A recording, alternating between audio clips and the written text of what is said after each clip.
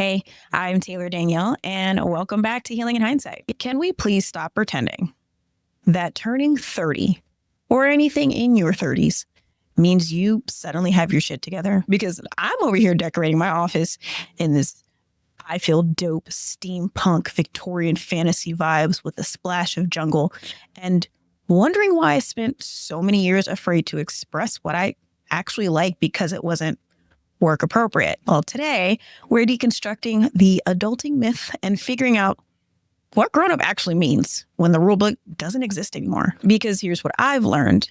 Your age doesn't dictate who you are, and you shouldn't feel ashamed for doing things that make you happy. Whether that's dressing a certain way, still playing video games, or living out the childhood interest you never got to fully explore. Now, let me be clear. These are all things that shouldn't hurt or cause any harm to one person or group of people. Just want to make that very clear. But if you've ever felt like you're failing at a game no one taught you how to play, or if you're tired of people asking, when are you going to settle down and follow the script, this one's for you. You're listening to Healing in Hindsight, your no BS guide to unadulterated wellness. It feels like we're all struggling to balance wellness, identity, and purpose without losing ourselves, doesn't it? It's okay. You're not alone. I'm Taylor Danielle, and as someone who manages multiple disabilities, is trying to leave the corporate grind and striving to create a life on my terms. I'm just here to help you embrace your path and redefine success in a way that works for you. If that sounds like your vibe, join me for conversations and insights to remind you your journey is yours, exactly as it should be.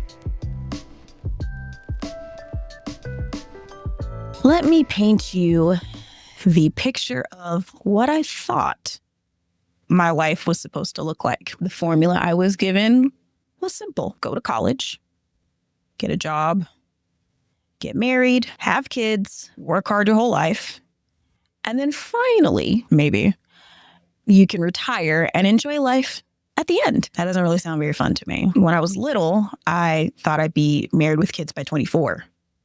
24 felt so adult, so established. And I'm very glad that is not the case because I realized there was just so much I didn't know. I was still learning how to sustain myself, let alone be responsible for other people. But here's what nobody tells you about those arbitrary deadlines. When you pass them without hitting those milestones, the shame hits hard. I felt behind.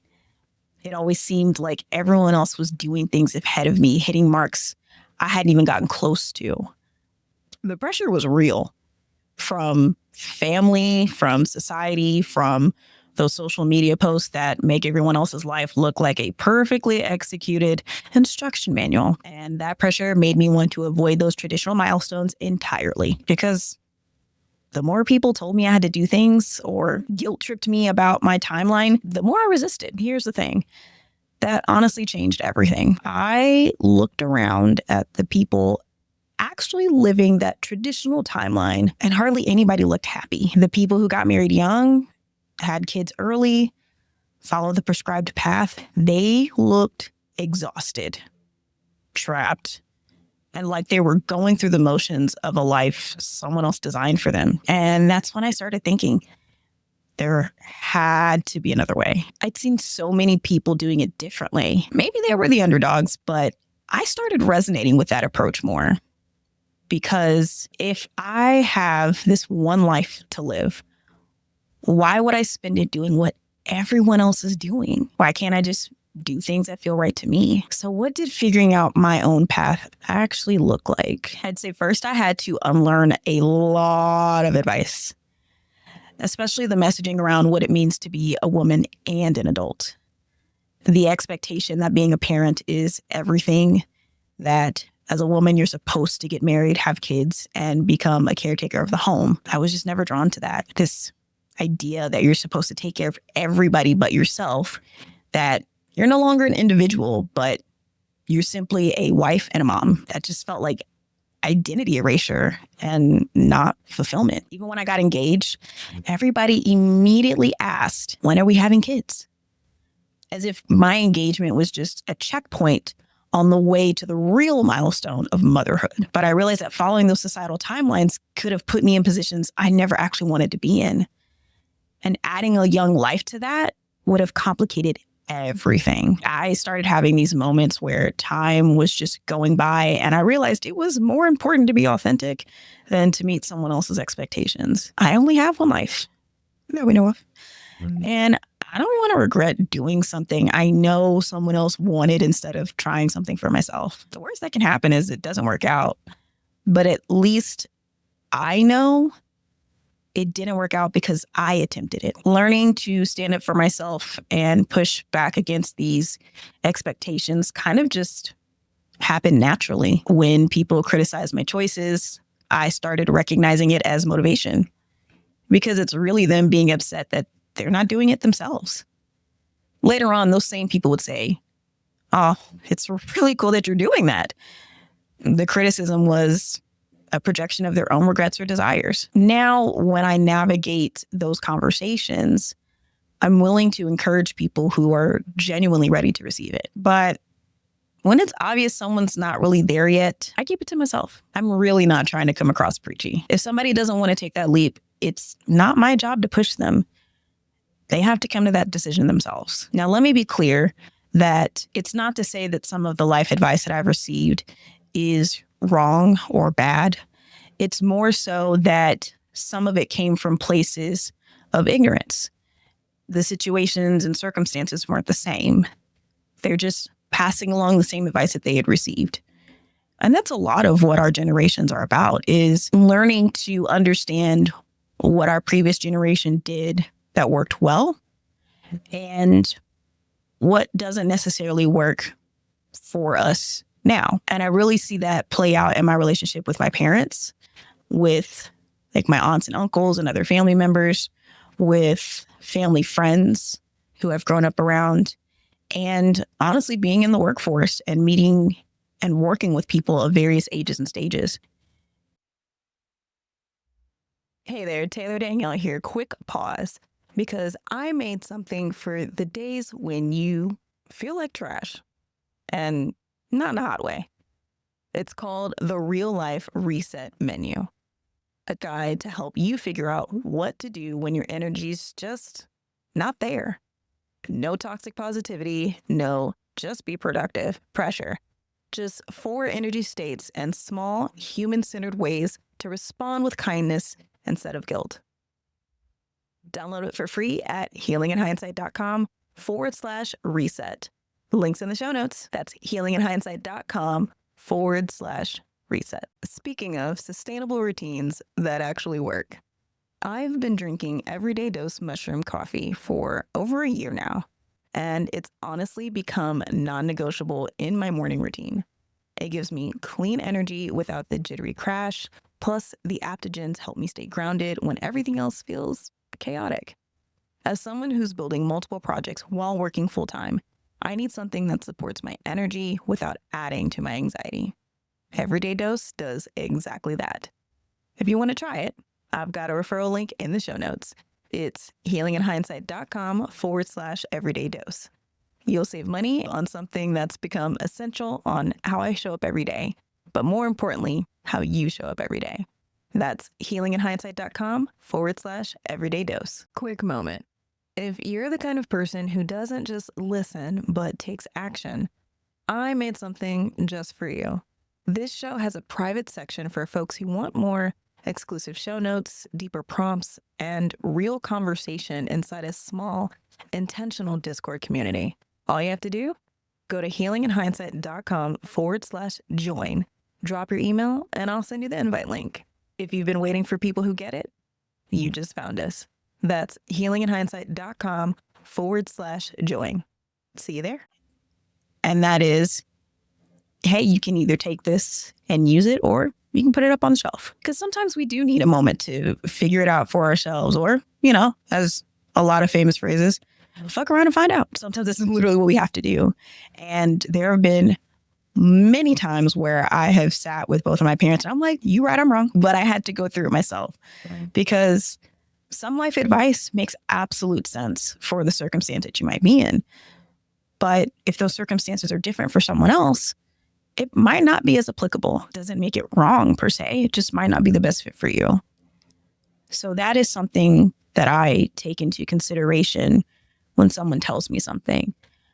I think I'm more reactive, and I'm getting better at it, I feel, but I'm more reactive to unsolicited advice when it's clear someone doesn't fully understand the circumstances, or when someone imposes their opinion about how I should do something and they're not really respecting my say in it, or they're not really reading the room of like, this is probably not the best time, or simply asking, hey, I have some thoughts around this. Are you open to hearing it? And I feel that that is extremely important to do that, because if you word vomit on somebody about about your personal ideals and what you feel they should do in that moment, you're not really giving that person the opportunity to decide for themselves on if they want that help or that perspective right then and there. Sometimes people need time, and I'm doing better about not being so defensive when that happens. I'm a lot more calm, and I'm like, hey, I appreciate that. I think for right now, I just want to do this, but I'll keep that in the back of my mind. But if I can, I do my best to, kind of set the rule up front of, hey, if you have something that you want to share with me, or if you have a thought about this, give me a heads up. That way, I've provided the invitation and they understand that it's okay. And I can prepare myself, essentially. Here's my current approach to adulting decisions. I ask myself, what feels right for me, not what looks right to others. I've gotten better at filtering out that external pressure, though everything is a level up and there will always be challenges in that same arena at times. But overall, I feel like I'm doing the best that I can. And when I look back, I'm grateful I didn't rush things. And here's something crucial that I want every millennial to hear, and Gen Z too, and Gen X too. Let's just say everybody. Your age doesn't dictate who you shouldn't feel ashamed for doing things that make you happy, whether that's dressing a certain way or playing video games. Pretty sure I said this earlier, but anything that brings you joy that's not bothering anybody. You shouldn't feel ashamed to do that. In fact, I look at people who are really just living life to the beat of their own drum, especially when they're very eclectic and unique. I love seeing stories of people who are like, hey, I love dressing in 1950s attire and my whole house is this retro, Art Deco style. Like, I love that. I want that because, again, we only have this one life and it doesn't make sense to say, hey, I'm too old for that. Again, as long as it's appropriate. But I do feel like if I want to, turn my house or, parts of it that my husband will allow me into a, fantasy Victorian style, if I want to change my living room to look like a tavern that you would see in a Dungeons and Dragons game, if I want to dress like I'm in a steampunk action movie, I can and should do that if that's what makes me happy. As a millennial, I'm getting to live out some of the things I wish I could have done in my childhood, but as an adult. And honestly, it's way more fun as an adult. And I'm not going to feel shame. For me, that looks like laying into the style that I've always loved. And I always struggled with like, what's my personal style? Because I always felt like every time I tried something out, and I am really not trying to have a big head about this. I say this with as much humility as possible. It looks good on me, but it just didn't fit. And so the steampunk Victorian fantasy vibe is something that I've always enjoyed. I've changed my office to fit that aesthetic. My wardrobe, I'm slowly transitioning to reflect it. I want to feel like an empress or a queen, the matriarch in her castle, going around and doing things that she wants to for her kingdom. I look fly as hell at the same time. Before, I was afraid to express that part of myself because it's not work appropriate, or people might think it looks funny, like I'm getting ready for a theater show. Because I'm choosing to ignore those voices and do it because That's what I like. The difference between being responsible and being performatively adult is huge. Building systems that work for your brain, not Pinterest versions of organization, even though I do love some Pinterest organization, okay? Like, I can't say that I haven't taken a photo or two and tried to remake that. But Pinterest aside, making decisions when there's no right answer based on what feels authentic to you, not what looks good to others. Sometimes the most mature thing you can do is admit you're still learning, figuring it out as you go. It's actually a valid life strategy, not a sign that you're behind or failing. I don't know. That's my take on the adulting lie. The traditional timeline of college, job, house, marriage, kids, and work until you're old enough to finally enjoy life is not the only path. And for many of us, it's not even a good path. Creating your own adulting metrics means identifying which shoulds are actually serving you versus which ones are just societal programming that doesn't fit your life. It means recognizing that there's no instruction manual for this, and that's okay. If you're feeling like you're failing at adulting, I want you to consider this. Maybe you're not failing. Maybe the game itself is rigged, and the most revolutionary thing you can do is stop playing by the rules that were designed for a different world, fighting really hard not to sing the theme song. Your version of a successful adult life doesn't have to look like anyone else's vision.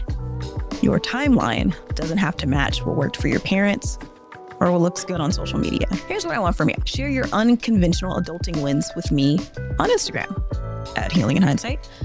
I want to hear about the adulting rules you broke that actually improved your life. The ways you're choosing authenticity over approval. The childhood interests you're finally embracing as an adult. And if this resonated with you, please leave a review. Help other people who are tired of pretending they have it all figured out find conversations like this. Until next time, remember, you're figuring it out, and that's enough. The most mature thing you can do is live a life that's actually yours. Keep growing, but make it authentic.